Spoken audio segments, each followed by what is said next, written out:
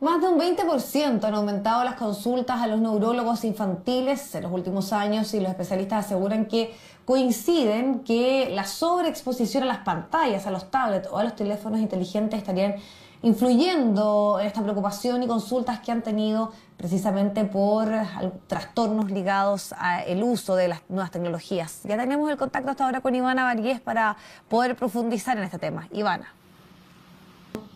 Hola Viviana, muy buenas tardes. Así es, ya se ha hecho usual que pasemos horas del día, sobre todo en la noche, con nuestras pantallas del celular, con las pantallas del tablet, lo que ha provocado esto conocido como el insomnio tecnológico, y es por eso que estamos acá con Victoria Meri, neuróloga de la Clínica Alemana. Doctora, ¿cómo está? Muy buenos días. Hola, buenas tardes, ¿cómo estás? Muy bien, gracias. Preguntarle específicamente por este insomnio tecnológico, ¿cómo se explica? ¿Cuáles son las causas finalmente de estar pegados a la pantalla y que esto afecte directamente gran parte de la salud de las personas? A ver, ahí hay varios puntos que hay que tocar. Y lo primero es que, tal como tú dices, cada día es más frecuente. Hoy en día estamos todos absortos y es difícil no ver gente caminando con un celular en la mano, con riesgo de accidente incluido. La verdad es que eso se explica por dos razones. Nosotros tenemos en nuestro cerebro un marcapaso que es un reloj biológico y que hace que cíclicamente nos dé sueño en un lapso de alrededor de 24 horas. Pero ese reloj biológico es modificable. ¿Qué quiere decir eso? De que esa hora se puede ajustar. Por eso, por ejemplo, cuando uno viaja, uno tiene jet lag unos días, pero después uno se acostumbra al horario del nuevo lugar, ¿cierto? Y el que tu reloj biológico se corra tiene que ver con la luz. La luz es el principal mecanismo que hace que nuestro reloj biológico se pone a la hora. Los celulares, los tablets, los computadores están todos iluminados desde atrás, por lo tanto es luz directamente a la cara. Y esa luz lo que hace es decirle a tu cerebro de que todavía es de día y que por lo tanto atrasa tu horario de sueño y inhibe la secreción de hormonas, entre ellas la famosa melatonina, un poco manoseada últimamente, que es la que gatilla una serie de cambios que hace que uno le dé sueño. Claro, y en ese sentido, ¿cuáles son los síntomas o los efectos que trae consigo, por ejemplo, estar hasta tarde viendo el celular, estar hasta tarde en el computador? O sea, estar hasta tarde en el celular, en el computador, lo que va a hacer es que te demores más en quedarte dormido, o sea, que tengas insomnio. ¿Por qué? Porque eso inhibe la secreción de las hormonas que normalmente hacen que uno tenga sueño. Y en ese sentido, por ejemplo, se ha hablado mucho que, por ejemplo, en el caso de los niños podría afectar el día siguiente, por ejemplo, en el desarrollo cognitivo, el aprendizaje, quizás afecta también el humor de los menores. O sea, de todas maneras, no solo en los niños, en los adultos también. En ellos quizás nos preocupa más porque de partida ellos normalmente necesitan más horas de sueño y porque están en un periodo de crecimiento. Pero todo nos afecta y nos afecta por la privación de sueño, en el fondo. El hecho de que nos quedemos hasta tarde en el celular hace que nos quedemos dormidos más tarde, nuestra hora de levantada sigue siendo la misma y por ende dormimos menos, que es el síndrome, es la epidemia de este siglo, la privación de sueño. Y la privación de sueño tiene como consecuencias un mal rendimiento escolar, estar con somnolencia en el día, en el fondo estar más irritable, incluso algunas personas un poco deprimidas y obviamente un mayor riesgo de accidentes también. Y en ese sentido también habría algunas consecuencias a largo plazo, por ejemplo, pensando, hemos leído en algunos sitios obesidad, hipertensión, porque el mal dormir de todas formas afecta en varios sentidos. Tal como tú dices, la privación de sueño en sí, más que el uso de los tablets propiamente tal, tiene consecuencias y dentro de ellas está, en el fondo, la privación de sueño se ha demostrado que aumenta la tasa de mortalidad. La gente que duerme menos de lo que necesita se muere antes que la que duerme lo suficiente. Así de grave puede llegar a ser. La privación de sueño sí es un factor de riesgo cardiovascular y sí aumenta el riesgo de algunas patologías como hipertensión, diabetes, entre otras cosas. Y en ese sentido, ¿qué recomendaciones o qué se le puede decir, por ejemplo, a los padres que para que los niños coman más calmados, les pasan el celular para que vean bonitos, para que estén más tranquilos y quizás no los distraigan de otras tareas, también les pasan el tablet, les ponen juegos en el computador? La recomendación ahí es clara finalmente. O sea, la verdad es que ahí dar recomendaciones tan duras quizás es un poco difícil. Yo creo que todo el mundo sabe y tiene como un poco claro hoy en día que lo ideal es tratar de evitar el uso de los celulares y los tablets en exceso en los niños.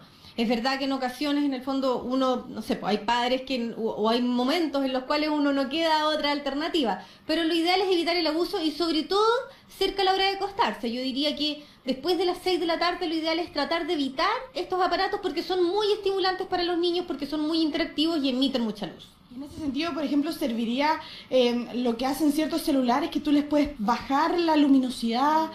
¿Sirve de alguna forma realmente o sería una forma de engañarnos a nosotros mismos? Sí, no, la verdad es que eso no ha demostrado ser tan efectivo como se pensaba inicialmente y siguen siendo muy interactivos, por lo tanto siguen, si bien no a través tanto del mecanismo de la luz, pero sí a través del mecanismo de interacción con uno mismo, en el fondo siendo un elemento que fácilmente va a producir insomnio. O sea, hay personas que se relajan con el celular, pero no lo suficiente para quedarse dormida. Oiga, doctora, y en ese sentido se ha visto un aumento de las personas que van a consultar por este tipo de dolencias, por el mal dormir, que se asocian también a este insomnio tecnológico, que le decimos, ¿usted ha visto este aumento? ¿Llegan los pacientes también a su consulta con estos interrogantes? Muchos, muchos, es que no te puedes imaginar cuántos. La verdad es que, como te decía, la privación de sueño es la epidemia de este siglo.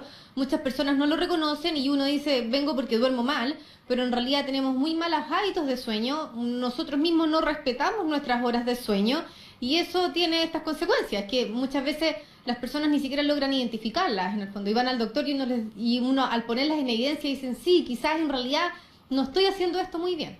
En ese sentido, ¿cuáles serían los hábitos de sueño adecuados para una persona? A ver, existen varias recomendaciones para tener un hábito para tener una buena calidad de sueño. Ya son varias. Se llama, y si uno lo busca por higiene de sueño va a encontrar que hay alrededor de 10 recomendaciones generales. Pero a grandes rasgos, yo diría que lo más importante es, primero, uno, mantener horarios relativamente regulares para acostarse y levantarse. Uno entiende que haya cierta variabilidad y que pueden haber excepciones, pero que dentro de todo sean relativamente regulares, incluyendo fines de semana. Tratar de no comer demasiado pesado antes de acostarse. Que la habitación sea un lugar cómodo en el fondo y que durmamos cómodo en el fondo. Es distinto dormir con pijama, calentito en la cama, dormir con ropa, con zapatos en la cama toda despelotada, no es la misma calidad de sueño. También tratar de evitar el café, la Coca-Cola, el alcohol en tarde, en la noche, sobre todo si tenemos problemas para dormir, es muy importante. Si bien el alcohol tiene un efecto sedante y muchas personas, no muchas, pero algunas personas lo usan para quedarse dormido, hace que tiene un efecto sedante, pero no permite que uno tenga el sueño profundo que tendría normalmente sin alcohol. Las bebidas colas y el café tienen un efecto estimulante y que pueden producir insomnio en personas más susceptibles. Por ejemplo, entre algunas cosas. Perfecto. Y por ejemplo, este sería un problema que ya es totalmente a nivel mundial, pero no sé si usted maneja, no las cifras específicas, pero también cómo está Chile en comparación al resto del mundo. ¿Tenemos los mismos niveles de insomnio, de problemas del mal dormir que el resto de los países? La verdad es que sí, yo creo que un poco quizá Chile sigue mucho el pie de Norteamérica y somos muy de la idea del 24/7, de no decir que no, de que uno puede seguir trabajando. Los europeos van un poco ya de vuelta de eso y están en onda de recuperar su calidad de vida, de que el trabajo se termina a cierta hora, de que darse tiempo para la familia y en ese sentido nos llevan un poco la delantera. Yo creo que Chile sí, está al igual de mal que el resto del mundo y yo creo que nos empeora un poco el hecho de que los chilenos en general estamos acostumbrados a quedarnos hasta tarde. Uno ve que en otros países a las 6 de la tarde está todo el mundo comido, a las 8 de la noche está todo el mundo durmiendo. Yo creo que eso es impensable en Chile, ni siquiera para un niño de 3 años. Claro, bueno, doctora, en esa línea ya para terminar, yo sé que usted dijo que no se pueden dar recomendaciones duras, pero recomendaciones generales, solo para cerrar, con respecto a los riesgos del uso de las pantallas, sobre todo en los niños, quizás con el riesgo que también trae consigo para los adultos.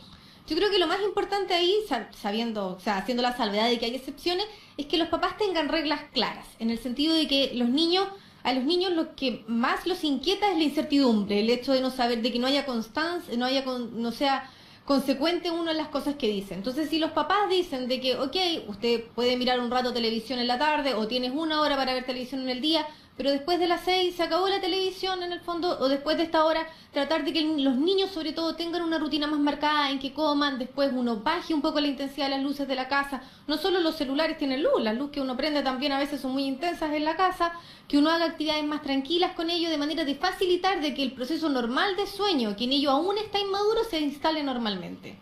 Perfecto, muchísimas gracias. Ahí estábamos con la doctora Victoria Meri, neuróloga de la Clínica Alemana, conociendo los detalles y las recomendaciones de cómo puede afectar este insomnio tecnológico por el que pasamos varias de las personas por estar varias horas frente a las pantallas de celulares, los tablets y los computadores, Viviana. El vicio del momento y varias de las cosas que ahí hablaba la doctora claramente nos interpela a cambiar esos hábitos que tenemos tan incorporados. Muchísimas gracias, que estés muy bien, Ivana, nos vemos.